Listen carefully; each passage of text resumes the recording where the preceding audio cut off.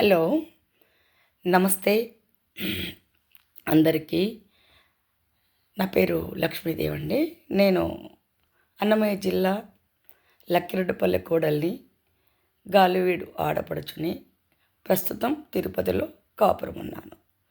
ఈ మధ్య జల్లా సుదర్శన్ రెడ్డి గారి గురించి అడ్వకేట్ సమస్య జరిగింది, మీ అందరికీ తెలిసిందే. నేనెందుకు మాట్లాడుతున్నానంటే, ఇటువంటి సంఘటనలు జరిగినప్పుడు పార్టీలకు అతీతంగా ఖండించాలి, అది ఎవరైనా. కానీ ఇక్కడేం జరుగుతోంది, ఏమో ఆయన దేశ రాజకీయాల నాయకుడు పండిపోయినట్టు, మొత్తం ఒక గ్రామాన్ని కాపాడేసినట్టు, అతి పెద్ద నాయకుడు అయిపోయినట్టు మాట్లాడుతున్నారు. ఆయన మంచి చేసిన కుటుంబాలు 10 కూడా లేవు. అందరినీ బూతులు తిట్టడం, పెడకంటి కమ్యూనిటీని అడ్డం పెట్టుకొని వైఎస్ జగన్మోహన్ రెడ్డికి మాయమాటలు చెప్పి ఆయన వింటాడు కాబట్టి, ఆయనకి అర్హత లేకున్నా కూడా పెద్ద పోస్టుని ఇప్పించుకొని స్టేట్లో నేను పెద్ద లీడర్నని చెప్పుకుంటూ ఆయన పబ్బం గడుపుకున్నాడు ఇన్ని రోజులు. కానీ పెడకంటి కమ్యూనిటీలో అంత తిక్కోళ్ళు ఎవరు లేరు. ఆయన్ను నమ్మి ఓట్లేసేవాళ్ళు లేరు. ఓట్లు వేశారు, ఎవరిని చూసి? రాజశేఖర రెడ్డి గారు చూసి ఓట్లేశారు. రాజశేఖర రెడ్డి గారి చూసి ఓట్లేస్తే నా పెడకంటి కమ్యూనిటీ నన్ను చూసి ఓట్లేసింది అని ఆయన ప్రచారం చేసుకుంటున్నాడు. సరే, ఓకే, మంచిదే, చేసుకుంటున్నాడు. ఒక లాయర్ అంటున్నావు, ఒక పెద్ద పోస్టు నీకు జగన్మోహన్ రెడ్డి గారు ఇచ్చారు. పోయి 10 మందిని వేసుకొని పోయి నువ్వు ఒక గవర్నమెంట్ ఆఫీసులో, అది దౌర్జన్యంగా మీ అమ్మ ఎంపీపీ, నువ్వు కాదు కదా, చట్ట ప్రకారంగా నీకు ఏ రైటు లేదని ఒక అడ్వకేట్కి నీకు చెప్పాల్సిన పని లేదే. పోనీ నాలాంటి వాళ్ళు, ఇంకొక లాంటి వాళ్ళు, తెలియని వాళ్ళు లాంటి వాళ్ళు ఈ పని చేస్తే అర్థం ఉంది. ఇంత పెద్ద పదవిలో ఉండి ఆ పదవికే మచ్చ తెచ్చావు నువ్వు. బీగాలు లాక్కోవడము, దౌర్జన్యంగా దూరడము, అర్హత లేకున్నా ఆ కుర్చీలో కూర్చోవడమే తప్పు. అటువంటిది ఆ కుర్చీలో ఇన్నేండ్లు 5 ఏళ్ళు కూర్చున్నావు. ఇప్పుడు ప్రభుత్వం మారింది, ఆ మాత్రం బుద్ధి ఉండక్కర్లా? ఇంకా నా ఇది కొనసాగుతుందని ఎలా అనుకుంటావు? అనుకోకూడదు కదా.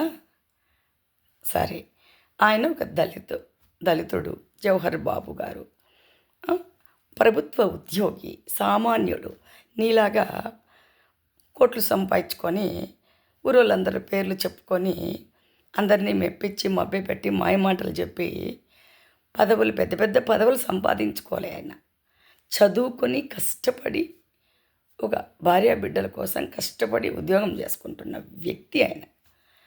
అటువంటి ఆయన నువ్వు కాలుతో దాన్ని బూతులు తిట్టి అరాచక పాలన, నీకే సిగ్గు అనిపించట్లా? ఏదో రోజు పాపం పండుతుంది సుదర్శన్ రెడ్డి గారు. పోతే నేను కూడా పెడకంటి కమ్యూనిటీకి చెందిన దాన్నే, వేరే కమ్యూనిటీకి చెందిన దాన్ని కాదు. ఇక్కడ కమ్యూనిటీ ఎందుకు చెప్తున్నానంటే, కమ్యూనిటీ అని నువ్వు ఈ కమ్యూనిటీ పేరు అడ్డం పెట్టుకొని సీఎం జగన్మోహన్ రెడ్డి దగ్గరికి పోయి ఆ కమ్యూనిటీ ఓట్లన్నీ నా అండర్లో ఉన్నాయి, నేను చెప్పినట్టు వింటారు అని ఆయన నమ్మించి నువ్వు అక్కడికి చేరినావు. నువ్వే కాదు, ఇట్లాంటి వాళ్ళు ఇంకా ఆయన దగ్గర చాలామంది ఉన్నారులే, నమ్మించి చేరుకున్నారు. సరే, అది పక్కన పెడదాం. జగనన్న నా అక్క చెల్లెమ్మల ఓట్లు ఏమైపోయినాయి, నా అక్క చెల్లెమ్మల ఓట్లు ఏమైపోయినాయి అని అడుగుతుంటావు కదా. ఇదో ఇట్లే పోయినాయి అక్క చెల్లెమ్మల ఓట్లు. ఇలాంటి వాళ్ళని చూస్తే అక్క చెల్లెమ్మల ఓట్లు పోయినాయి. ఇంకా కూడా ఇటువంటి వెధవలు ఉన్నారు. నేను ఇంతకు మించి ఎక్కువ తప్పుడు మాటలు మాట్లాడడం నాకు ఇష్టం ఉండదు. కాబట్టి ఇటువంటి వాళ్ళను సరి చెయ్యాలంటే పవన్ కళ్యాణ్ గారు ఫస్ట్ నుంచి నాకు కూడా ఆయన మీద ఏ అభిప్రాయము లేదు, ఒక సినిమా నాయకుడిగా తప్ప. కానీ ఈ మధ్య కాలంలో ఆయన తన సినిమాలు తీసిన డబ్బుతో, తన కష్టపడుకున్న డబ్బుతో ఆ డబ్బును ఉంచుకోకుండా, దాచుకోకుండా నిజాయితీగా ఆయన డబ్బు ఆయన ఖర్చు పెట్టుకొని ఆ, కాలికి బల్బం కట్టుకొని తిరగతాన్నాడు. కరెక్ట్, తప్పేమీ లేదుగా. అంటే మంచి చేస్తే మీ దృష్టిలో తప్పు, చెడు చేస్తే కాదు. అది పార్టీ ఏ పార్టీ అయితే ఏంటి, మంచి చేసే మనిషి కదా కావాలా ప్రజలకు. అది మీరు అర్థం చేసుకోరా? మంచి చేసినప్పుడు కొంత మౌనంగానన్నా ఉండండి. అది మీకు కూడా వర్తిస్తుంది ఎప్పుడైనా. మేము ఇప్పుడు ఇప్పుడు వీళ్ళని కొట్టిన వాళ్ళు మిమ్మల్ని అనరని గ్యారంటీ ఉందా? చెడు చేసినప్పుడు స్పందించకపోతే అది మనకు పామై చుట్టుకుంటుంది. అది మీరు తెలుసుకోలేకుండా పోతున్నారు, ఎందుకో మరి తెలియదు. పోతే రాజశేఖర రెడ్డి గారు ఒక మాట చెప్పేవాళ్ళు, ఏదన్నా సమస్య వచ్చినప్పుడు చట్టం తన పని తను చేసుకుపోతుంది అని. ఇది నిజం, వాస్తవం కూడా నిజమే. చట్టం తన పని తను చేసుకొని పోతోంది. కానీ కొంతమంది ఏమంటున్నారు, ఈడ ఈ సమస్య జరిగింది పవన్ రాలేదే, ఆడ ఆ సమస్య జరిగింది పవన్ రాలేదు, ఈడ ఆయనకేమన్నా మంత్రాలు వచ్చా ఈడ మాయమైపోయి ఆడ తేలడానికి? రావు కదా. అసలు సరిగ్గా కూర్చోలే, ఇప్పుడే కదా మొదలైంది. వస్తాడు, అన్ని చోట్లకు వస్తాడు.